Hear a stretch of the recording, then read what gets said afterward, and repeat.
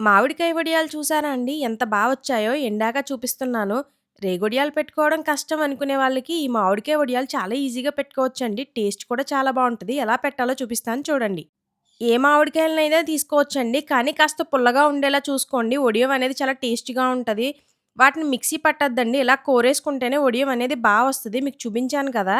ఇలా ఈ కూరని ఏదైనా గిన్నె గాని, కప్పు గాని తీసుకొని కొలుచుకోండి. నేను కొలిచేదైతే 4 కప్పులొచ్చింది. నేను ముందే చెప్పాను కదా! పుల్లటి కాయ తీసుకుంటే గనక పంచదార ఎక్కువ వేసుకోవాలండి. పుల్లటి కాయ కాకపోతే మాత్రం పంచదార అనేది తక్కువ వేసుకోవాలండి. మొత్తం మేము కూర పెట్టుకున్న మామిడి గుజ్జు ఇలా 4 కప్పులైతే వచ్చిందండి. ఇప్పుడు ఈ 4 కప్పుల మామిడి గుజ్జుకిని ఒక కప్పు పంచదారైతే వేసుకోవాలండి. మీకు తీపి ఎక్కువ వద్దు అనుకుంటే కాస్త తగ్గించుకోండి. అలాగే ఒక స్పూన్ ఉప్పు, 3 స్పూన్ల కారం కూడా వేసుకోవాలండి. కారం అనేది ఎక్కువే వేసుకోండి. ఎండాక తగ్గిపోతదనమాట. ఇవన్నీ వేసుకున్నాక బాగా కలిపేసుకోవాలండి. పంచదార ఏసాం కాబట్టి పాకం వచ్చేస్తదనమాట. సో, వెంటనే కలిపేసుకొని వెంటనే అయితే ఈ వడియాలు పెట్టేసుకోవాలండి. పక్కన పెట్టి అది ఉంచకండి అసలాను. రెడీ అయిపోయిందండి. ఇప్పుడైతే వడియాలు పెట్టేసుకోవాలి. చూసారు కదా! ఇలా దలసరిగానే పెట్టుకోవచ్చండి. పలచగా పెట్టుకోవాలని రూల్ ఏం లేదు. ఎంత దలసరిగా పెట్టుకున్నా కూడా వడియం అనేది చాలా బావుంటది.